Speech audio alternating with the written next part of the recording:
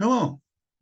This is part two of the series of Arabs and Jews in no conflict, and Islam and Judaism, Christianity, basically not having a conflict. Many times these days we talk about the conflict between ideas, ideologies, religion, but unfortunately, many times we miss the point that there's a more that unites us human beings than separated. So last time in part one, we discussed the history of Middle East from the biblical days, from the creation of the world, if you will, and on to nowadays. And today we want to go specifically with some dates and numbers. And hopefully by the end of this presentation, all of us, Muslims, Jews, Christians, believers, non-believers, will come to some comfortable feeling of unity among us human beings on something, focusing on something that unites us and perhaps leads to a solution of any conflict, or let's call it the resolution of the conflict. So let me do a screen share and go through more details of what we discussed last time. Okay, so here's Middle East. Okay. Good. So let's see what happens. So in the Arabian Peninsula, I'll bring the dates in a minute, another page, but just kind of preview. In the creation of the world, from Adam and Eve and on and on and on, eventually to the flood, and Noah comes from the ark with his wife and three sons with their wives, and three sons were Shem, Ham, and Japheth. From Shem comes Jews and Arabs, so Arabs and Jews. From Ham, basically Northern Africa and African nations. And from Japheth, European nations, Iranian nations, China, and so forth. So in this region where today Saudi Arabia, Yemen, Oman, Iraq, Syria, Jordan, this whole area here basically was Arabian tribes many, many years ago. Let's call it at more than 4,000 years. So we're going to the times of Noah and his sons. And then these tribes spread, they moved around. Some moved to Northern Africa, some moved other places, and then sort of mixing of people took place. But in the central Arabia, that area really didn't have that much influx of the other nations. So if you will, the native Bedouins, the Arabs of the initial sons of Shem, pretty much descendants from Shem. So in a way, Arabs are most direct descendants of Shem. If you see Jews, we're also one of the tribes of the Arabs. But over the centuries, the certain evolution of Jewish tradition moved them further away, let's say Israel over here, and separated from their native Arabs, if you will. Jews came from Iraq, Babylon, in the biblical days. Babylon, Abraham, the great-great-grandfather of Arabs and Jews. Well, I shouldn't say of Arabs. He is one of the... he came from a tribe of one of the Arab tribes, and he moved from Iraq, from Babylon, over to Canaan. And Canaan, this area where present Israel is, was at that time inhabited by 7 sons of Ham, grandsons of Ham, sons of Canaan, 7 nations. So let's see now, historically, now that you see the map, keep this map in mind, but I'll go to another screen where the dates really are. Okay, so let's see. Since we're talking about, let's just see what happened when Abraham, or Ibrahim, as Arabs will call him, he left from Ur-Kasdim, from Babylon, and along Euphrates River, he made his way over the desert. That's Arabian desert, not very easy to travel. So he went around the crescent, the green crescent, from the Sumerian area of Babylon and over Assyria, Syria, and in Canaan. And the rest of that, of course, you can read from a Bible or from the Quran. Old Testament for the Christians, Quran for the Muslims, Torah for the Jews. But basically, the rest you can read in Quran and in Old Testament, and you'll see what was happening in that area. So far, that area is not in conflict between Jewish view of the history or the Muslim or Arab view for the history. So let's look then on another slide, which are the dates. All right, where's the dates? Let me see, here it is. All right, here are the dates. So if you look at it, so sons of Noah, Shem, Yafet, and Ham, 4,400 years ago. The dates are approximate. Don't catch me on a little bit date, plus off. So Arabs and Jews are descendants of Shem. Original people of Canaan are descendants of Ham, father of Canaan. Canaan is a son of Ham. Abraham, and we just showed on the slide, was born roughly 4,000 years ago, specifically year 3,971 years ago, which is roughly 4,000 years ago. So he is essentially one of the many tribes of Arabia. So Abraham travels from Arabia 4,000 years ago. It was 75 years later. He was 75 when he left Canaan with Sarah, his wife, and his nephew Lot. And he is arriving to Canaan. He's settling there eventually, as we know from the Bible, from Quran. He has two sons, Ishmael, and Ishmael was born from Hagar, which is one of the two wives of Abraham. He had Hagar and Sarah. And perhaps Jews and Muslims differ which one was kind of the main wife. I think Arabs would probably feel that Hagar was a main wife and Sarah secondary, and Jews feel that Sarah is prime and the Hagar secondary. But be as it may, two kids, Ishmael and Isaac. Ishmael was 13 when Isaac is born. Just from that fact, you can see that Muslims can take kind of preferential view of descendants of Ishmael because he was the firstborn. That's great, good. Many, many years later, maybe 500 years later, Jews become slaves in Egypt. In Egypt, at the time of slavery, Egyptians were not Arabs. And Northern Africa didn't have Arab tribes. They were all descendants of Ham. Ham had 4 sons. Canaan is one of them. Mitzrayim, which is Egypt, the second one. Then there's also 2 other sons who are progenitors of the main tribes of Africa and also Northern Africa, Libya, Tunisia, and so forth. So roughly 3,336 years ago, Jews left Egypt, Exodus. We know the story, 40 years in the desert. Walked around and entered Canaan, with Joshua leading them, Moshe leading them 40 years, and then Joshua takes over.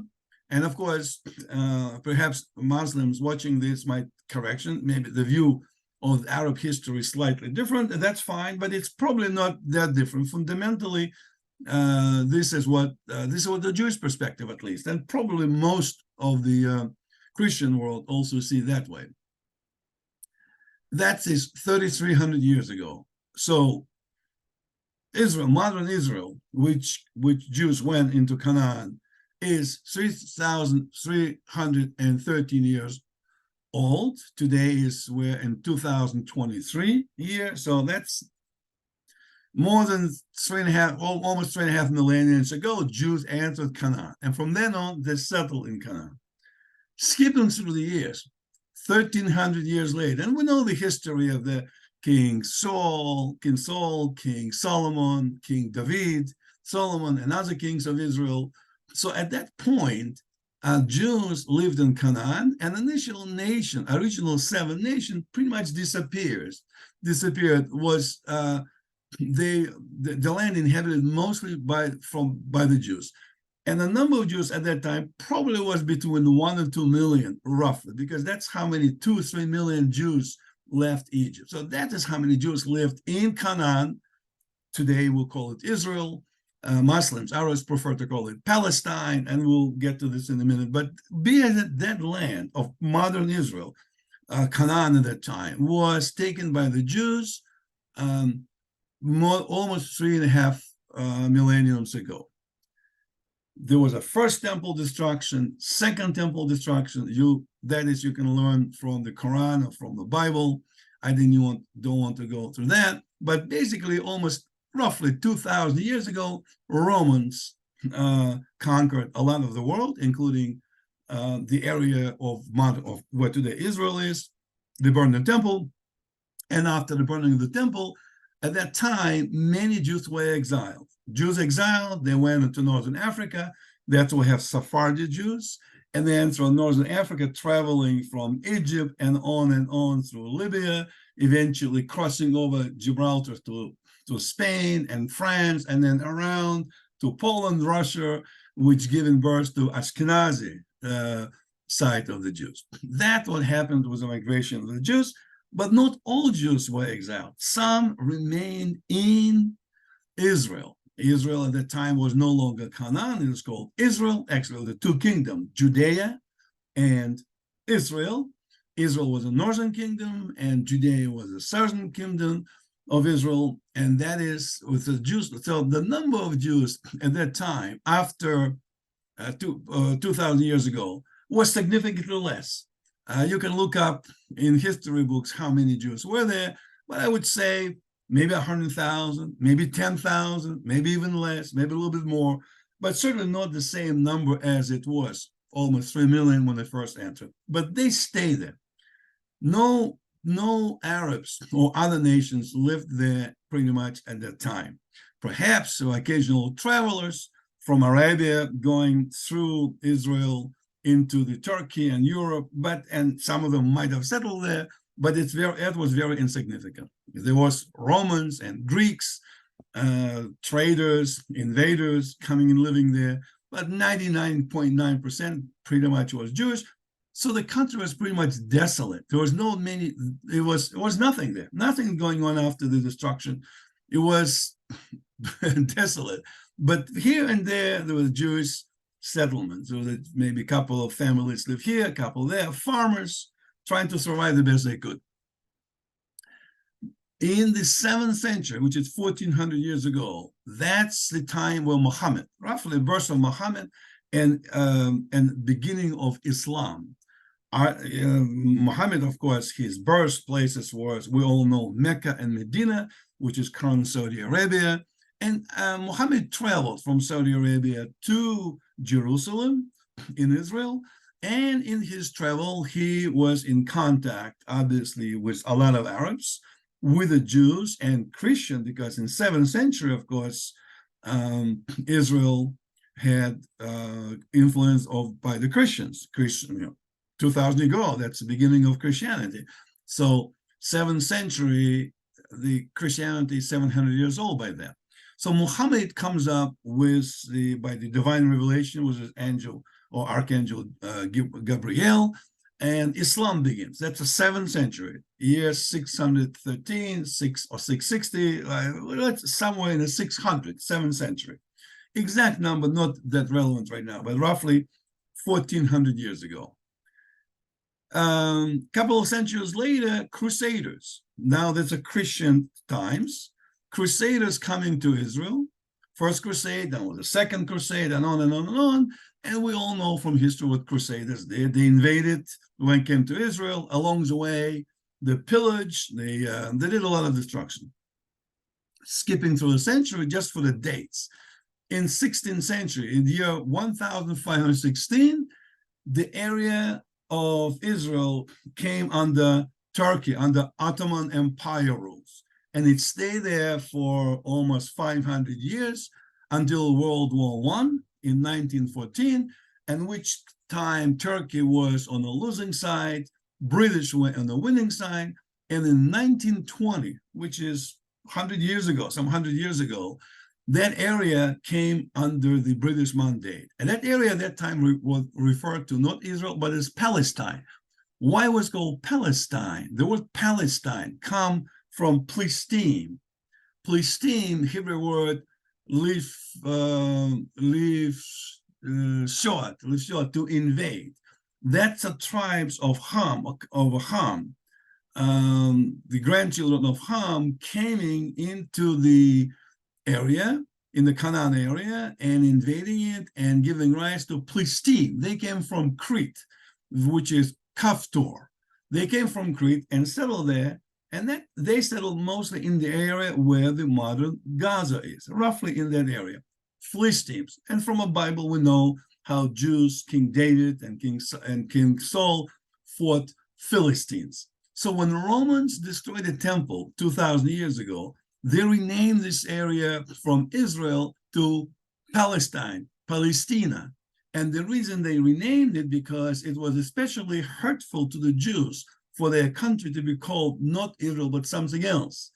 And invasion, the word Palestine, to invade, was particularly hurtful. And Romans wanted to dig it in to tell the Jews that it's no longer your land, you're exiled, even though some of you still live here, but we'll call it now Palestina, and that's what Palestine. Invasion, Lifshot, Palestine, Palestina, Palestine came to modern days. So let's say Palestine, from that standpoint, is an entity. So in 1948, this is now common era, modern state of Israel is reestablished.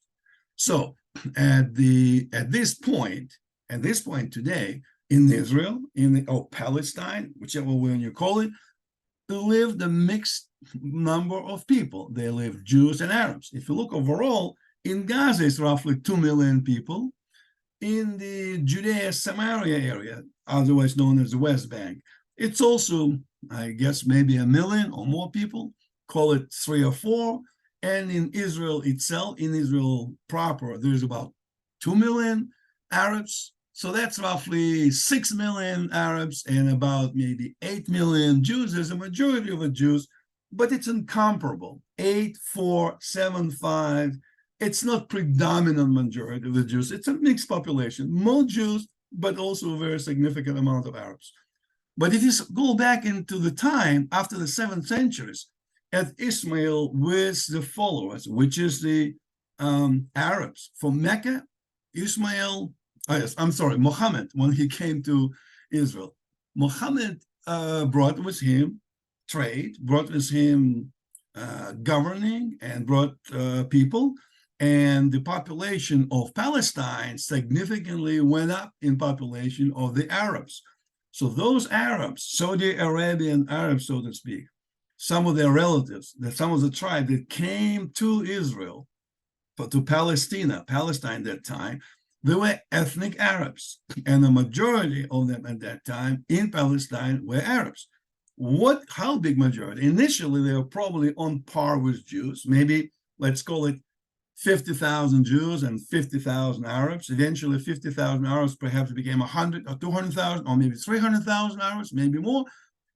Exact number really not very relevant. The point is, majority of Arabs in Palestine was a majority. Jews were a minority, and they were a minority in Palestine for many centuries until eventually, at the beginning of the 20th century, 19th, 20th century, in 1880, 1890, 1910, 1920, there was a lot of immigration with Jews from Europe, from other places. They came, and the country population started to increase again, percentage-wise to the Jews. Eventually started to become roughly the same, and then eventually it exceeded the number of Arabs, which caused a concern from Arab population that Jews are taking over the land. So the better way to look at it, it's not taking over the land. It's continuous balancing of both Jews and Arabs in this land over the time of at least 1,400 years. Okay, now one thing to mention, there's a difference between Ishmaelites and the Arabs. Most Arabs today probably feel they're descended from Ishmael, but the reality is Abraham had 2 sons, Ishmael and Isaac. Ishmael is the son of Abraham and Hagar. Hagar was Egyptian. She is not of Semitic blood. She is of Hamite's blood. Another son of of Noah. So he has genetically, he has Arabian blood through Abraham, or Ibrahim, his father, but from his mother, half of his blood is not Semitic.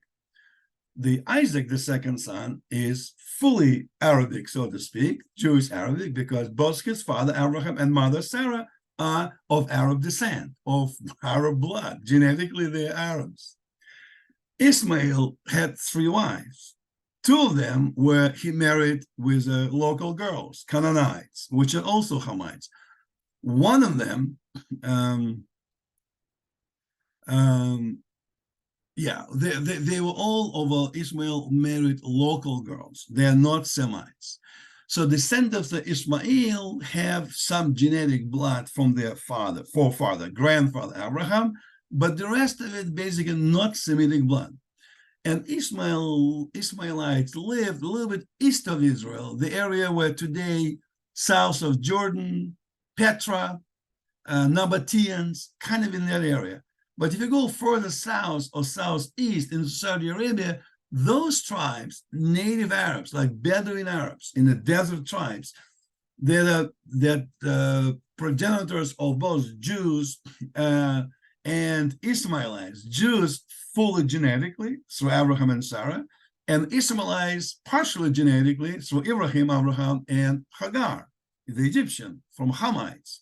At that time, later Egyptian became mixed with Arabs. Arabs migrated also to Northern Africa, and that's why in Northern Africa today, Egypt, Libya, Morocco, and so forth, we call it Arabs. But these Arabs are also mixture of Arabs and local populace of Hamites who live there. But over many, many years, centuries, and millennia, there was a lot of movement of people. And it's very hard to tell today who is who. But of course, Arabs know the Saudi Arabs look differently than Syrian Arabs or Moroccan Arabs. Their language is slightly different. The features are different because Saudi Arabs, Yemeni or Saudi Arabs, I say Saudi roughly, that area, didn't really change very much genetically. There's not much influx. Perhaps some of the slaves that lived there changed genetic pool a little bit, but fundamentally, mostly they remained the way they were 4,000 or 5,000 years ago. But the Northern African Arabs, that is significantly genetically different from the original Abrahamic Saudi Arabian roots. So Ismailites are not exactly the same genetically Arabs as Saudi Arabs. And unfortunately, today, there is some friction, some issues between the Arab tribes, between the Saudis and the Palestinians and Syrians and Moroccans, do not consider themselves the same exactly ethnically, although by now religion is the same. Although within the religion, there are also differences, but fundamentally, they call all of them Muslims. Or in Malaysia, in other parts of the world, Iran, which is not Semitic or Hamitic at all, it's from a son of Japhet, some of Ham Japhet, but they're also Muslims today. So things change over the years. The same thing with Jews. If you look at Jews that came from Norway or Sweden, and the Jews that came from Morocco to Israel, they look very different. There's the blonde Jews and the very dark-skinned Jews, because genetics change over the years. There was a mixing with local populace.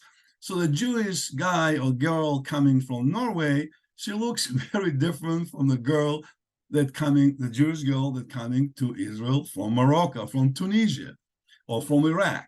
So things change. Neither Arabs in Israel right now or Jews can claim to be exactly the same genetically as the original ancestors from Ibrahim, from Abraham, Saudi Arabia. But that is not a problem. That's fine. So what? The bottom line is today, in 2023, in Israel, or Palestine, you call it, live the mixture of both Jews and Arabs.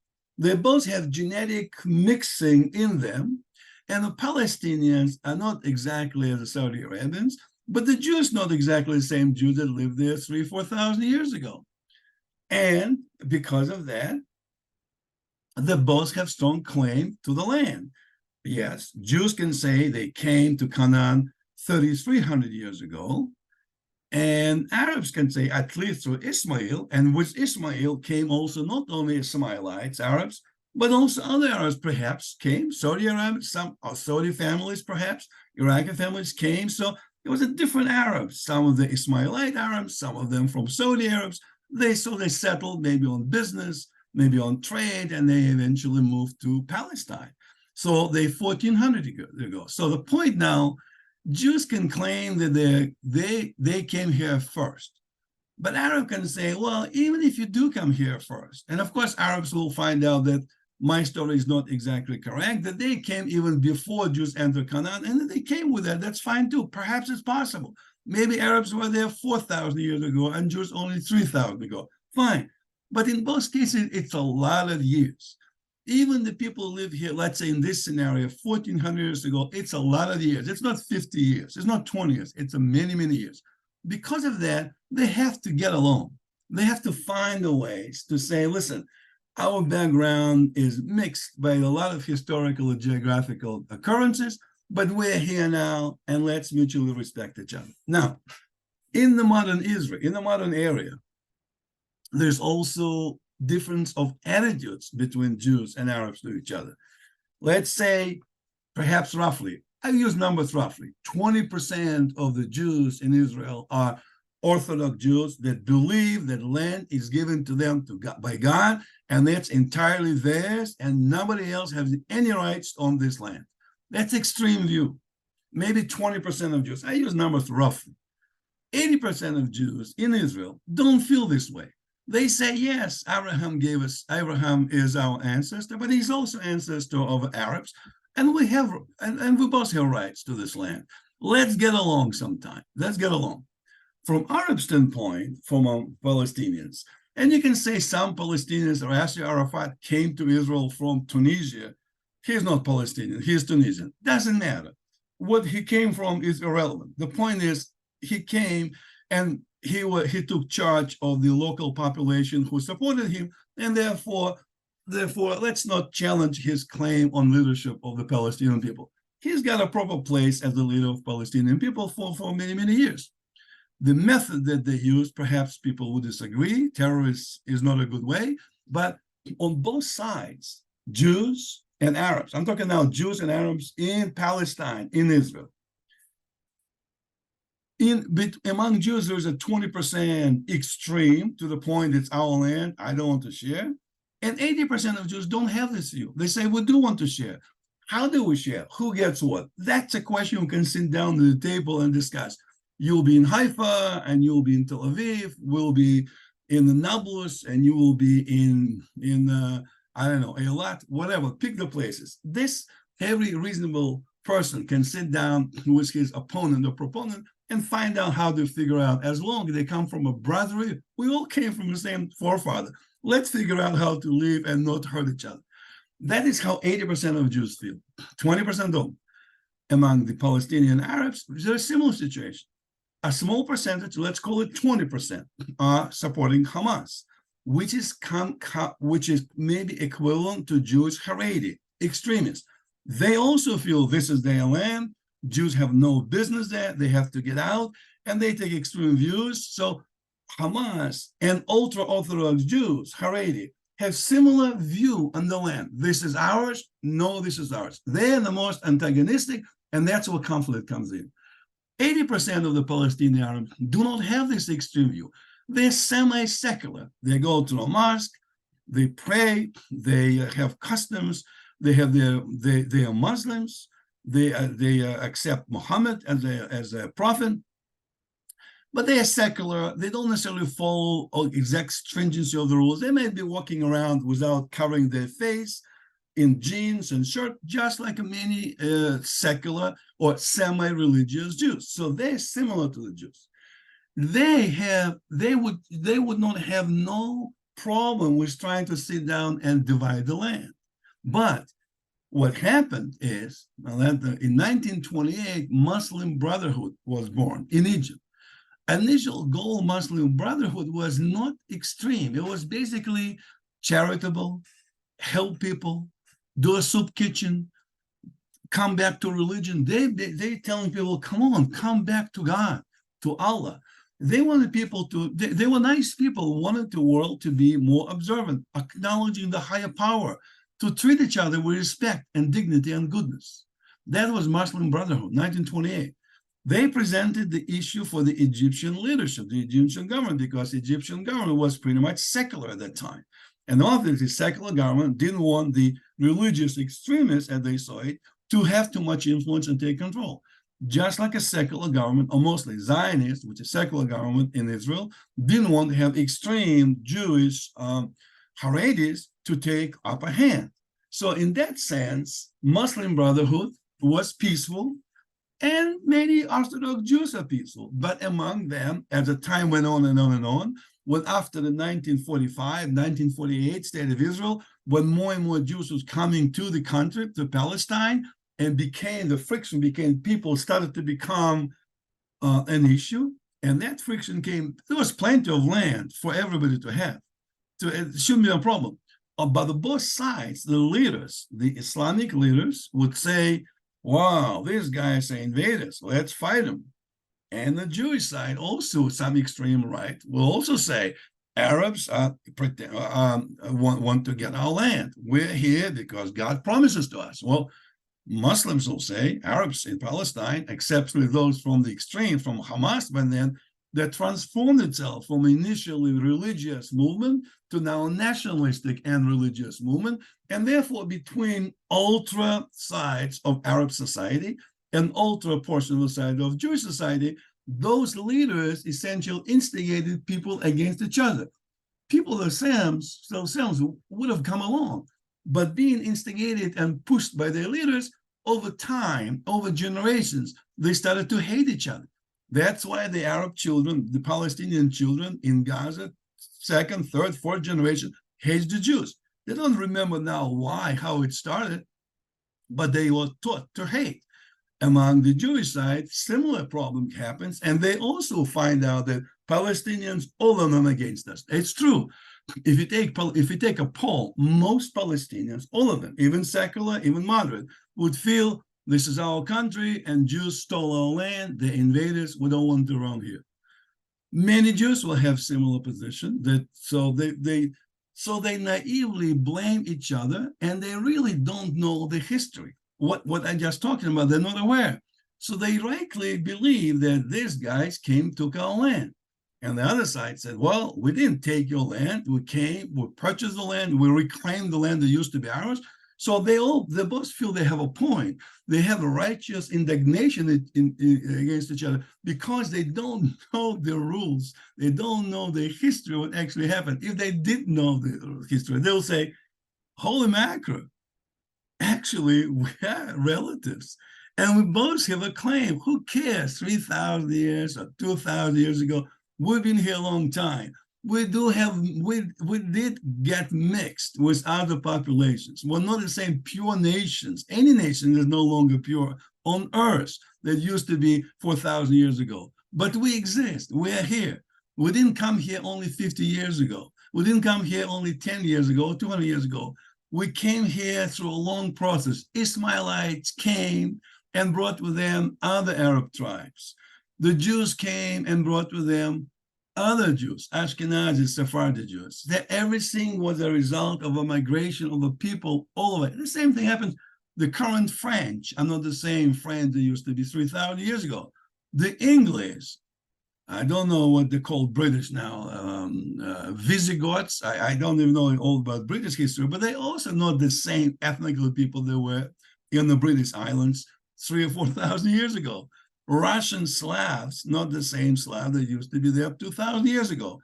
Australia, not the same population. There was even 200 or 300 years ago. So the world changed.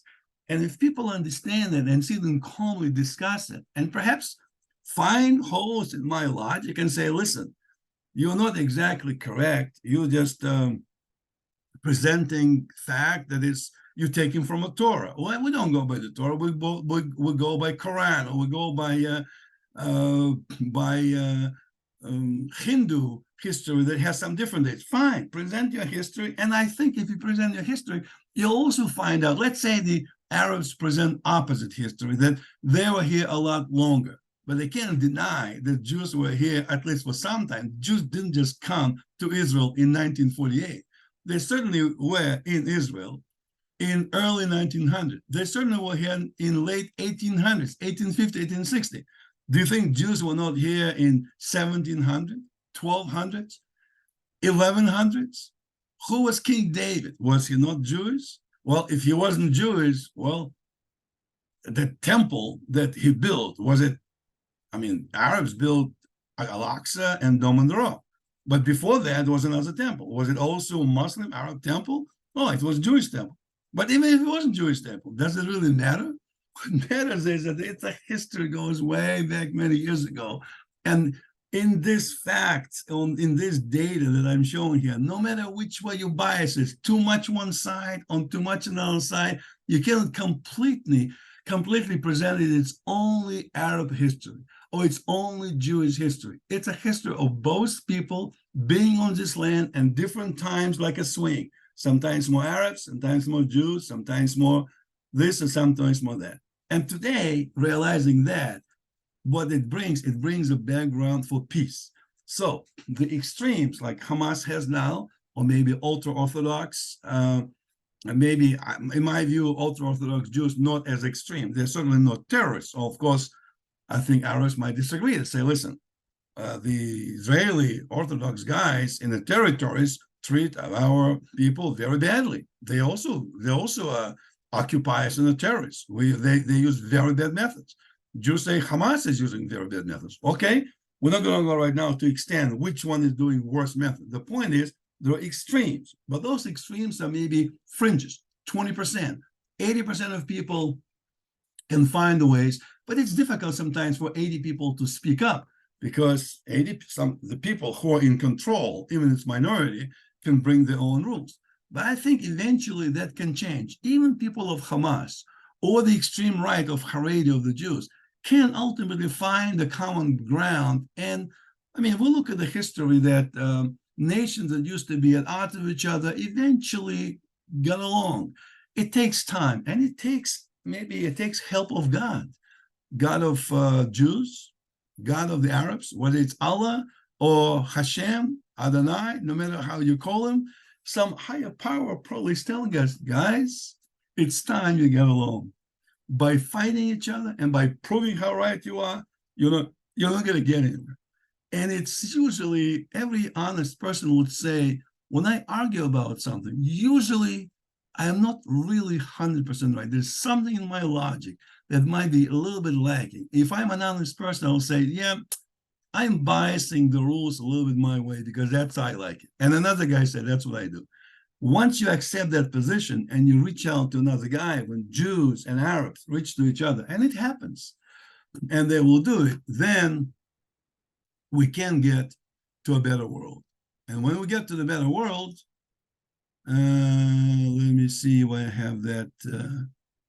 I can't find the slide. But anyway, so let's go back to the map, original map. Here it is. Okay.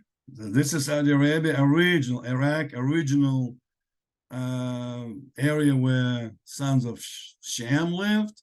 And then Abraham takes Hagar, wife from Egypt, and then Ishmaelites kind of live in this area, southern Jordan, Nabateans. They mixed over the many centuries. They mixed with these Arabs, but Arabs didn't mix very much with them, pretty much. And ultimately, all that piece of area has to become friendly and live in peace. And the process has started. And with God willing, it'll bring some sense to both Jews and Arabs. And what they want to do, what they need to do practically, I think, get past the bickering and sit down and say, listen, I know who wants to have a last word. I don't need to have a last word. What happened in the past? Okay, we analyze it, we'll look into it, and we say, okay, you have a little bit more claim to this land. I have a little bit less claim, or vice versa, but we both have claims. So if we have both claims, let's sit down and work it out. Come on. What do you want us to do? Jews go back to Norway, or Arabs go back to Egypt or to Saudi Arabia? It's not practical. We're here, and there's a plenty of land. the whole desert can be turned into the garden. The whole area can be wonderful state of Israel with a wonderful state of Palestine living side by side in peace. And with that, I'm going to leave it to our discussion that we use this recording. That's a part 2. And I hope you find it peaceful, even those of you who might disagree. Hopefully, it will give me credit for the fact to try to present you facts, the same fact that you have, but with from the lens of positivity, for the lens that might help each other. And if you find that you cannot agree, you can say, no, no, no, it's all lies, it's all our land. And another side, no, it is all lies, it's our land.